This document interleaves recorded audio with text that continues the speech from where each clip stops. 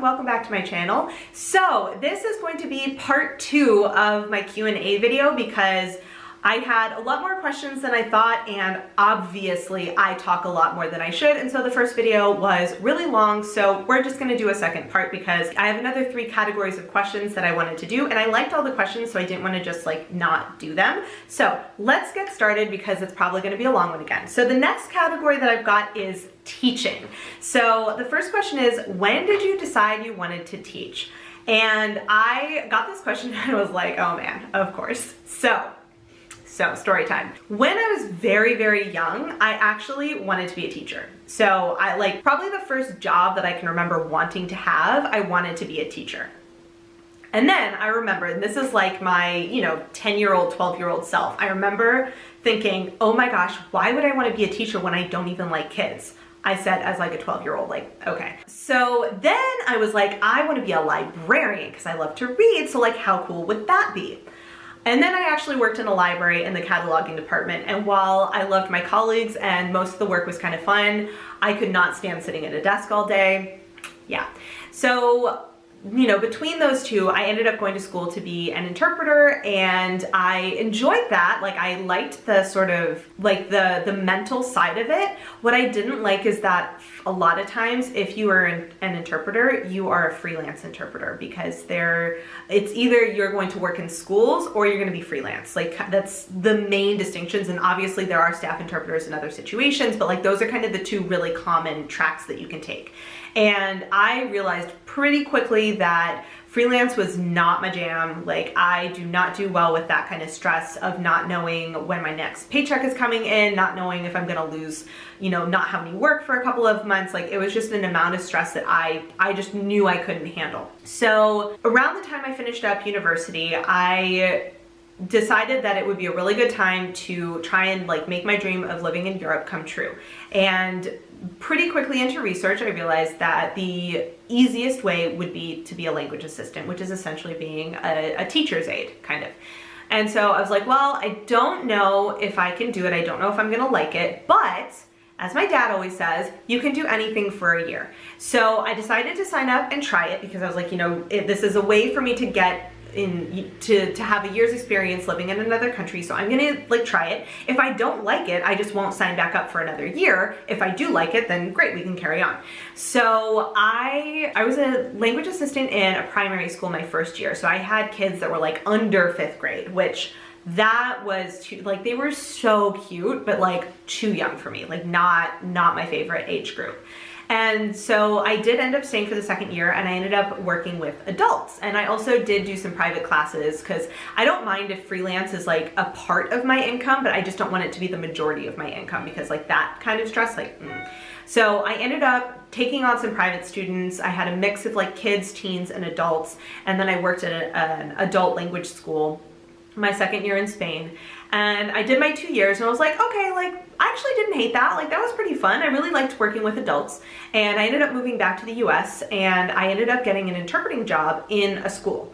So I was basically a staff interpreter at a middle school for 2 years, and I would do, because of like the way that it works, I would also do meetings and stuff after regular school hours and pick up some extra cash by doing, parent-teacher conferences, back to school nights, just like random things like that. So I would then get any range of like, mostly teens to like adults.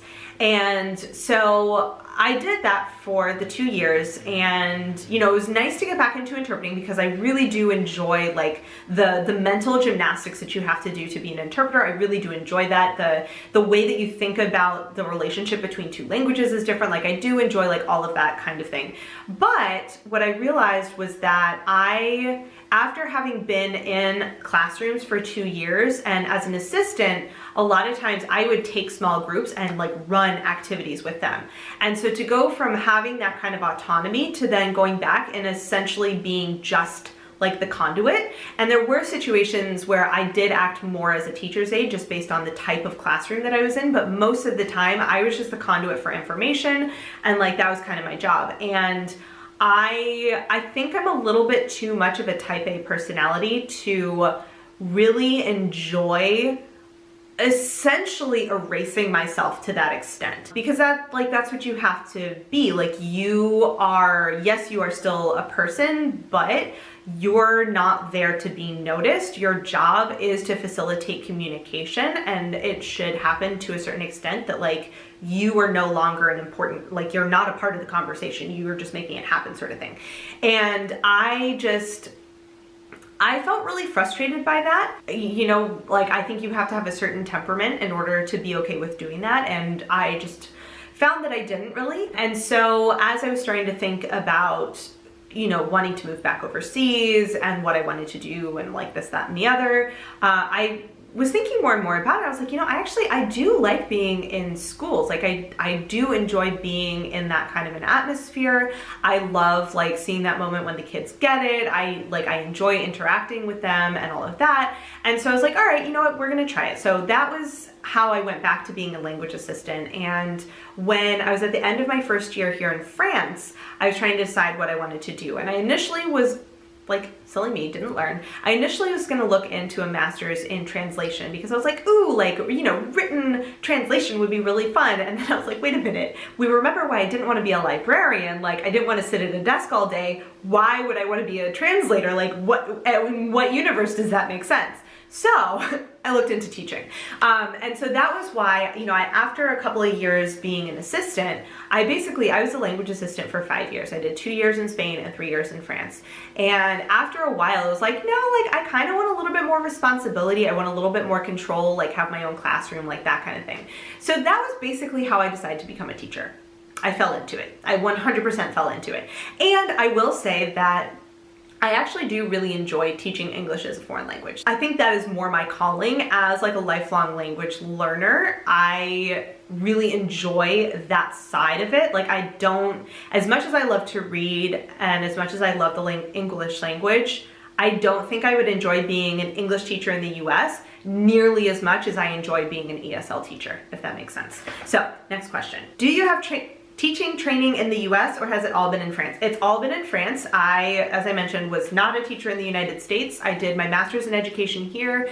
I passed my exams here in France. So I am basically qualified to teach English in France and probably nowhere else. Like, I could probably get a job, like going back to the US, getting a job as an ESL teacher just because of experience, but like my training is very specifically to France. One of the questions was, I know you live in France and teach English. Can you briefly remind us how this came to be? I think I answered that question. I feel like I answered that question. How many years have you been teaching and what classes? So I have been teaching, so as I mentioned, I was an English assistant for 5 years. Then, so wait, that would have been 2014, 15, 16, 17. So 2017, 2018, I was a student teacher. So I basically worked half-time. I had 3 classes while I finished my master's, and then 2018, 2019 was my first year as a full-time teacher. So this is the end of my 2nd year as a full-time teacher. Next year will be 3rd year as a full-time teacher. 4th year as a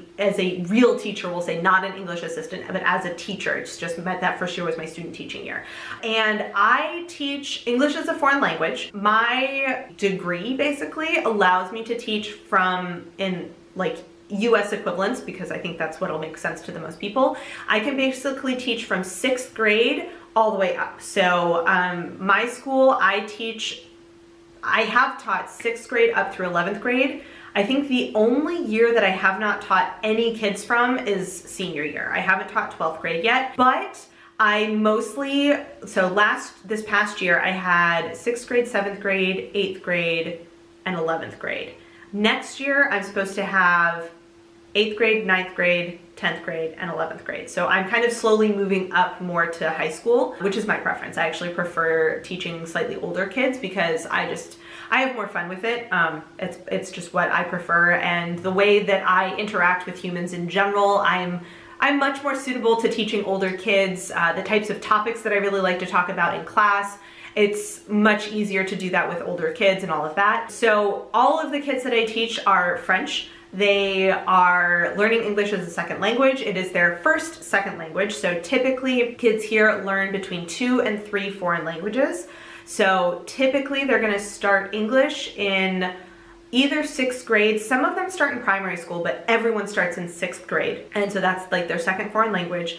And then they pick a second foreign language. Some of them start in 6th grade. All of them start, if they haven't started in 6th grade, all of them start in 7th grade. And it's usually, at least in my school, it's usually Spanish or German. And then as they get older, they can add in Latin, they can add in Greek, they can add in Italian. So we have a number of kids that take, for example, Latin, Spanish, and English, or German, Latin, and English. And then some of them might take, I think Italian's only available to the high schoolers. So all of our kids take English. That's kind of just the base requirement. And then they will take one or two other languages on top of that.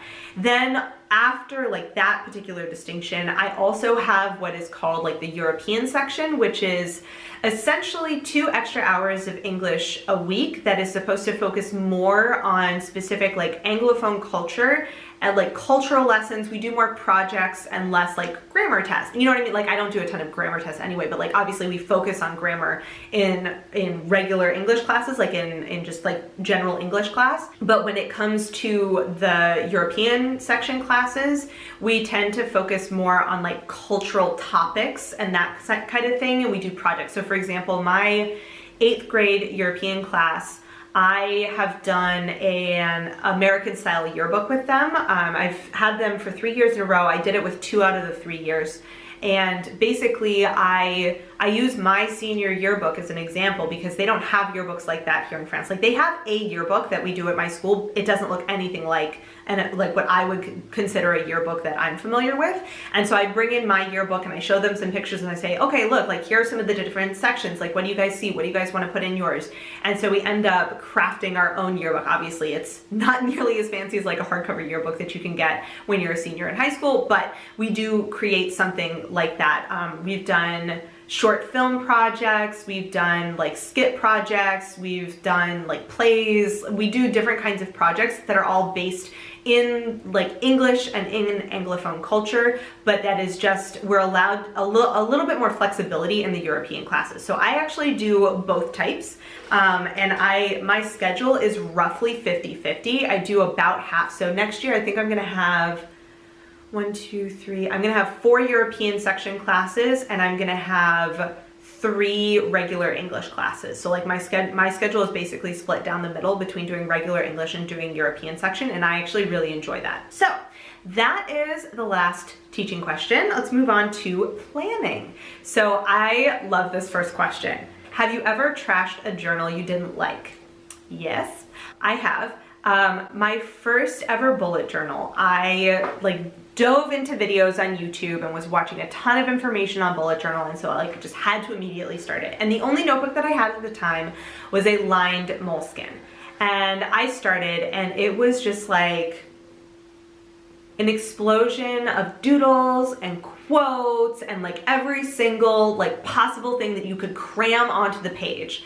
And I used it for about a week, literally not even, probably 3 or 4 days. And I was like, I can't, my eyes hurt, I can't use this. So I ended up going out and I bought a Leuchtturm. I got a dot grid notebook, because part of it was that in the moleskin, it's really narrow, and I really do like having that wider, and all of my journals that I use now have more of that Leuchtturm dimension to it rather than the more up and down, barring traveler's notebooks, which are much narrower than a moleskin is.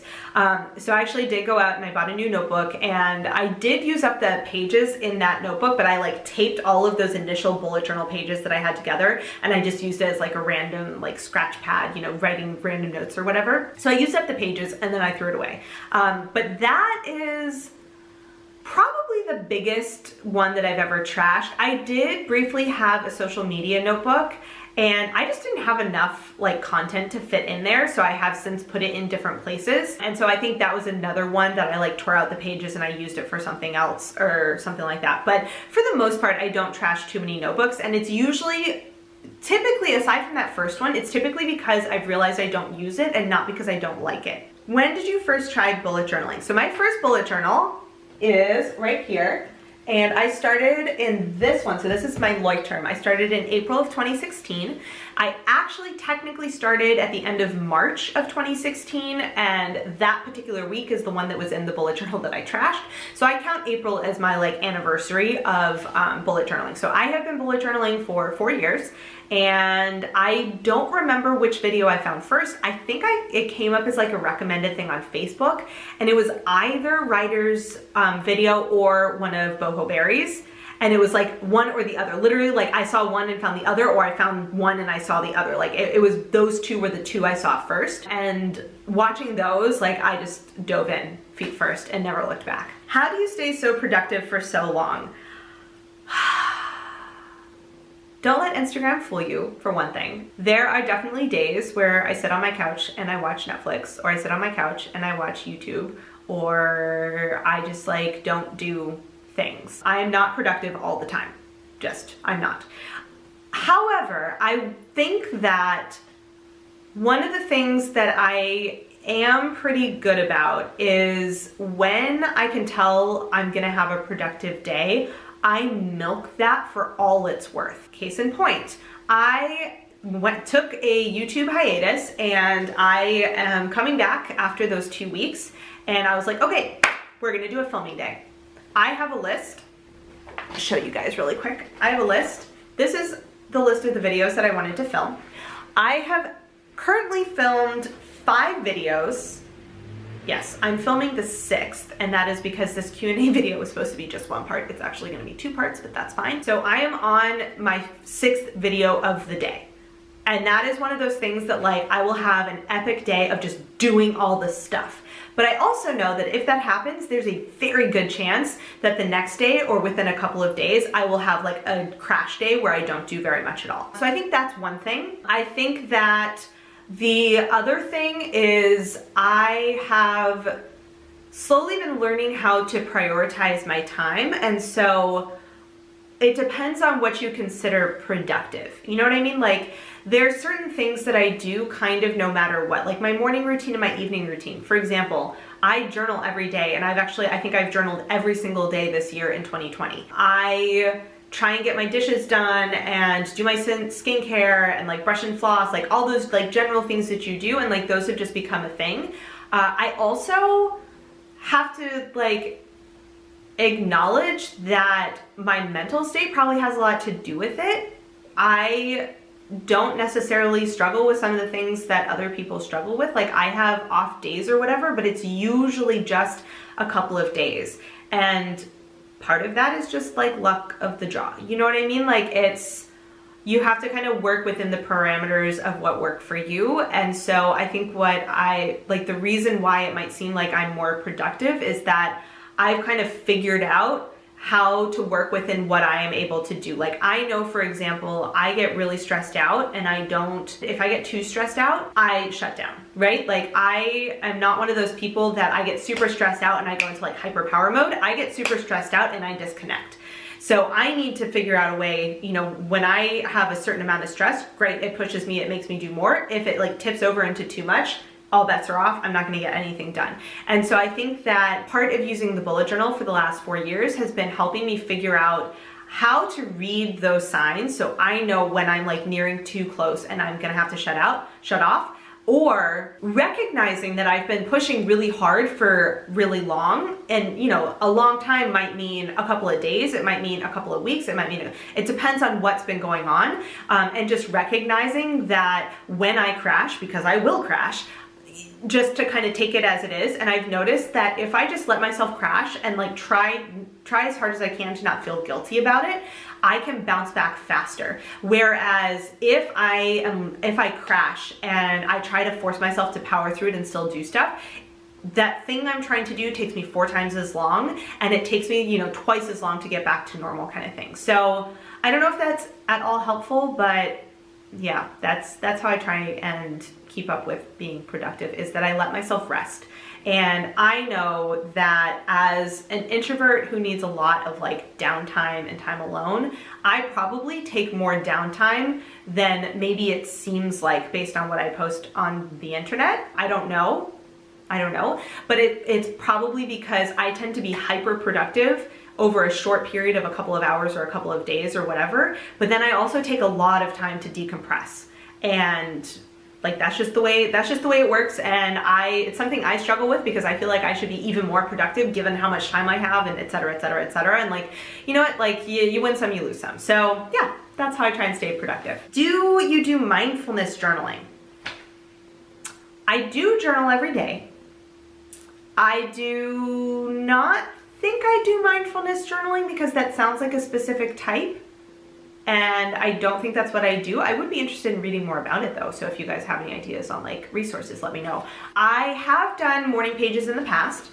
And what I found for myself is I don't like to have a quota that I need to meet. And so my rule, my goal is to write something every single day.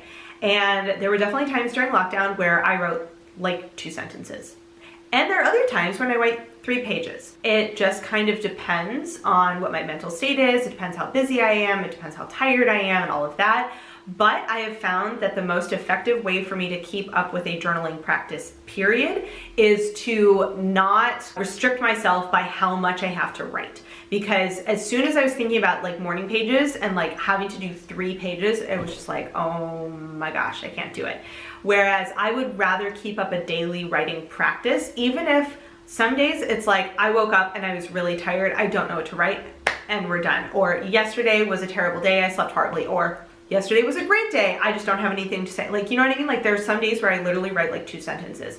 And those like shorter days are then compensated by the days when I have a lot I want to say and a lot has happened, or I've got something on my mind that I really just need to like hash out. And so then I take the time and I write those, 2 or 3 pages. And yeah, so no, I don't do mindfulness journaling. I do journal every day, but like, yeah. The last section are miscellaneous questions that didn't really fall into any other category, but that I thought were really fun and I wanted to answer. Favorite things to do on a low energy or self-care day? Oh my gosh. So I would say I do make a kind of difference between a low energy and a self-care day, right? Like they're gonna be sort of different things. Low energy days tend to be the days when I disconnect and I either spend all day scrolling through Instagram or watching Netflix or watching YouTube or reading or whatever happens. Like that tends to be kind of a low energy day. And sometimes I'll have a combination of a low energy and a self-care day. But when I have low energy, I tend to be kind of like a bump on a log and I don't want to do anything. Like it's as much as I can do just to like make food or whatever. Thankfully those don't happen too frequently, but they do happen periodically where like, especially at the end of a really busy week, it'll just be like, I can't do anything.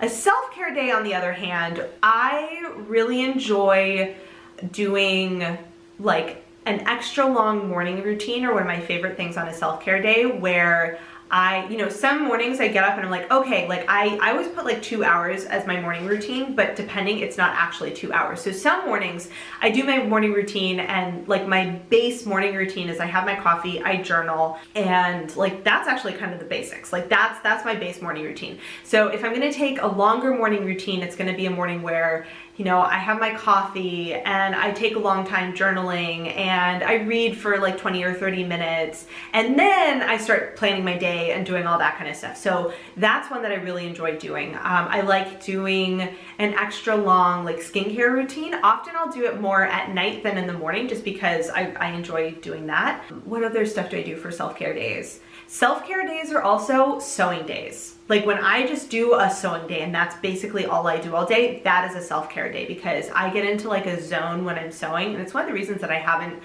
produced as much sewing content for YouTube as like I would maybe want to, is because sewing is self-care for me. Like I sometimes will watch TV, but often I just put on music and I just kind of like, I have mini dance parties while I'm like working on pressing stuff, and I just like listen to music and sing along as I'm sewing, and I just like, there's fabric everywhere in my house, and that to me is a really great day. Sometimes self-care is gonna look like going for a really long walk in the morning before I start doing anything else, because if I go for a long walk, it takes about an hour and 15 minutes. I have to come home and shower because it's the summer and whatever. And so like that is gonna chew into a large portion of my morning. And so some mornings I don't feel like I have the time to do that. On self-care mornings, I do. And it is something I do more in the summer too, because I don't actually have to go to work. You know, sitting on my couch or sitting at my table and reading an entire book, or, you know, going for a walk and listening to an audiobook or something like that, like those are definitely self-care things for me. On days when I have kind of low energy and self-care, those are going to be days where I work on something simple for sewing, but maybe take really long breaks to just like sit and watch YouTube videos or something like that. Like it'll be kind of a combination. I feel like on self-care days, I tend to also drink a lot more coffee, which I do drink some decaf just to kind of counteract, but like having like really nice hot drinks or making a really nice like iced latte or something like that, or sitting on my balcony or what have you, like those are all really good things. I do have other things I do, obviously, like I do some language stuff and all of that, but those are things I try to incorporate in more like on a week-to-week basis, but I think they would probably count also as self-care. So it also could be like watching foreign language YouTubers, watching TV series in another language, because that takes a little bit more brain power than doing it in English. And so, you know, watching it in English might be kind of a disconnect day, but watching it in a foreign language is going to be a self-care, like something I really enjoy doing kind of thing. Yeah. Have you always had short hair, or was that a scary, bold decision to go that short? So I actually, growing up, I had waist length hair, like all the way up through the end of high school. I started cutting it like slowly a little bit shorter when I was in college, but I always had really, really long hair. I think by the time I left college, I think I had cut it to like, I did like an asymmetric bob, like a really short, like stacked bob. And I kept it like that for a while. I did end up growing it out after I graduated university, I think. And the first time I cut it really short was actually when I was living in Spain. And it was something that I had been thinking about for a while, and I wasn't sure it was gonna look good on me. And so I decided to try it while I was in Spain. I did it right before my birthday. And I was like, you know, if I don't like it, I just won't post any pictures and nobody is gonna know, because I live in a foreign country and the people who live here, like, whatever, it's fine. I've only known them for a couple of months kind of thing. Like that was sort of the way I thought I was gonna do it. So I ended up cutting it really short, and unfortunately I did it after only like 4 or 5, well, let's see, September, October, November, December. I did after, yeah, like 4 or 5 months in Spain. So my Spanish still like was okay, but like not really great in terms of like specific vocabulary for hairdressing stuff. So thankfully I had a colleague come with me and she kind of helped explain, and then she had to go off and do her stuff. So what I did is actually I got it, like I left it long in the front and like short along the sides, not even like this short, it was a little bit longer probably. And I wanted to get highlights and lowlights. So I wanted to get auburn and copper, but they didn't have those colors like really readily available. So I picked out a book where it was literally orange and red, and I was like, this but more natural. Well, I got orange and red. It was a bit of a flop on that. So I liked the haircut itself. It was very different. It was definitely more like, now knowing more, I would not get that style of haircut, but I liked it like at the time. I did, however, immediately start growing it back because I just like wasn't sure it was something I wanted like all the time kind of thing. So I grew it back out, and by the time I moved back to the US at the end of my 2 years, I think it was, you know, probably about this long, and I grew it back out again. And after a while, probably my first year back in the States, I like kind of around that time, I started thinking that I wanted to cut it short again, but I wasn't really sure. So I ended up going to visit my best friend when she was living in San Francisco, and one Sunday, we were just like hanging around at the house, and I was like, I'm gonna go for a walk and see if I can find a hairdresser. I think I wanna get my hair cut. So I just like walked around. I found some hairdresser that was open that took walk-ins, and I had a picture. I think I had a picture of like Anne Hathaway back when she had the short hair. Like it was like a long-ish pixie, like short, like not a super short one, but like kind of, you know, like a little sweep across the front, like pretty short in the back, but like still, you know, maybe like this long or something like that. So I took that in, and so I had her do that. So it was, you know, went from here to here again. So for whatever reason, the 2 times I've cut it really short, I've gone from basically this long to like pixie. And that second time, I just never really grew it back out. I've actually been playing around with it more. And one of the reasons why I ultimately decided to keep it short is I wear glasses, and I have a lot of hair. It's like not super thick, but I just have a lot of it, and it gets really heavy. And so growing up, I always had chronic headaches. and I could never get rid of them. I could just like never figure out how to do that. And so as I've gotten older, like my glasses are huge, but they're actually like really thin wire frames, and I have like the extra thin lenses or whatever, so they're actually not that heavy. And I've noticed that if I stick to short hair and like pretty light glasses frames, I don't get chronic headaches. And like the second time I cut my hair, that like just feeling that much just from like, you know, that initial chop that they do, it literally like my head just started floating. Like I just felt so much lighter, and I've never been able to grow it back out because I just remember that feeling, and I remember like how painful it was to just have chronic headaches all the time. Like it was no fun.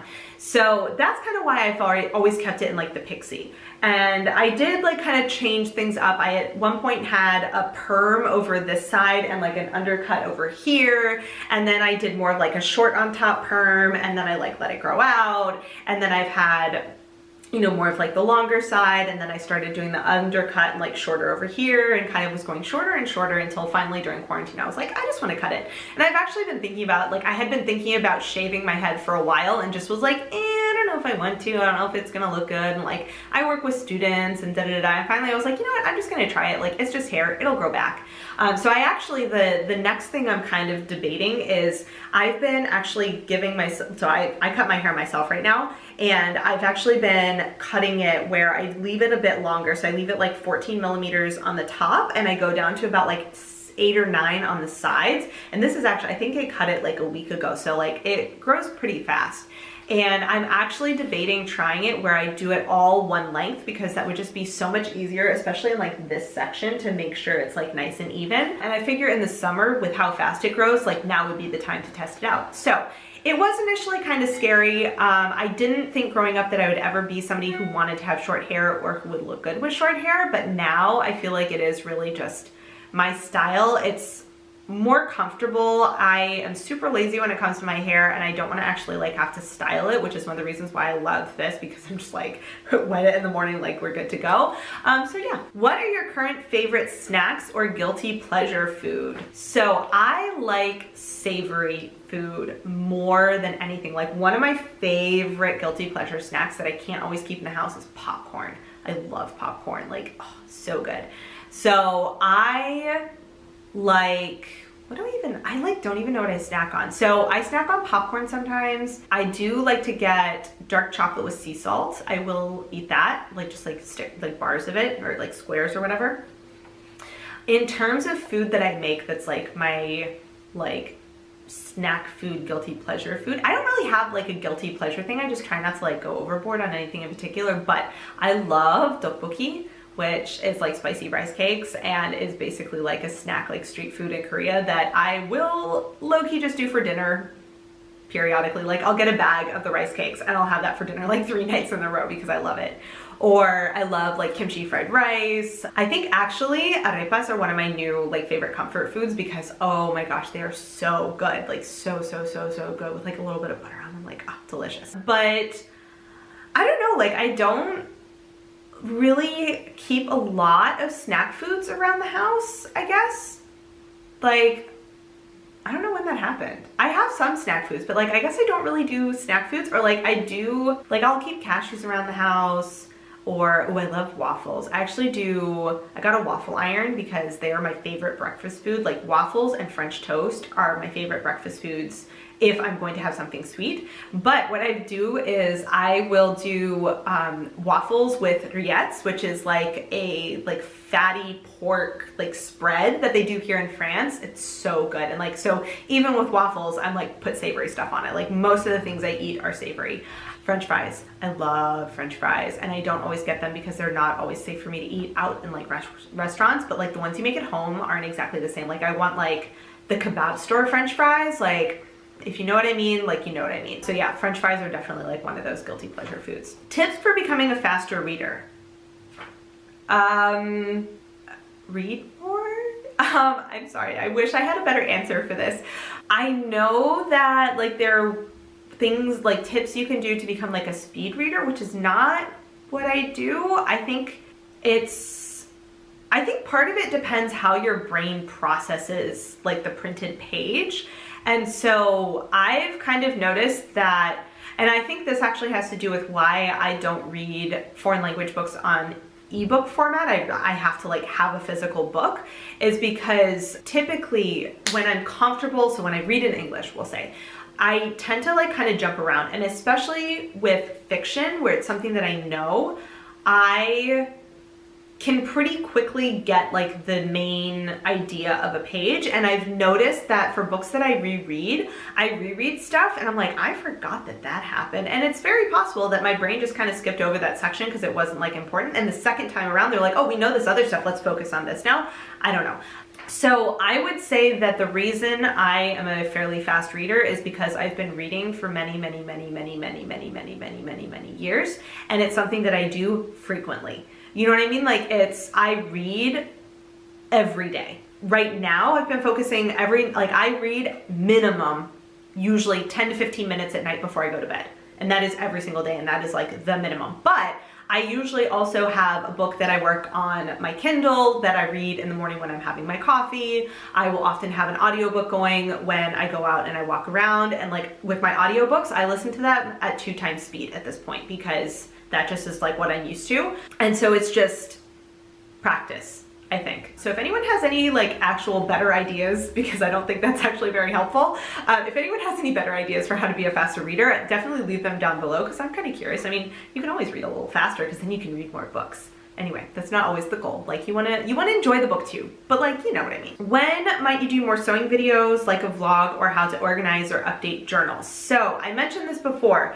One of the reasons that I haven't done more sewing content is because I do sewing for self-care, and so when I'm actually like sitting down to sew a garment, I don't want to have to screw around with like setting up a camera and all of that kind of stuff.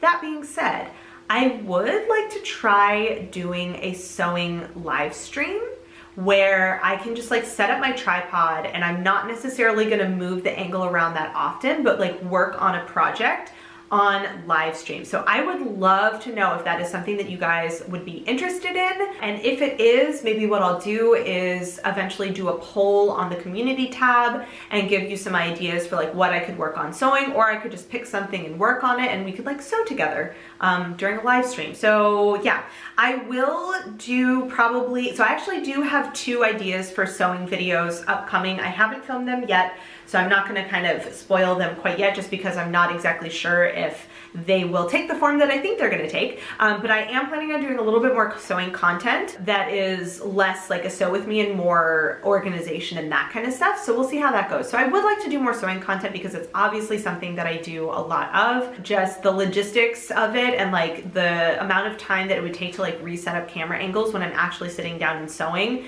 is something that I just haven't really wanted to do because it is my self-care time. We have 2 questions left. Oh my gosh, I'm sorry, this is so long again.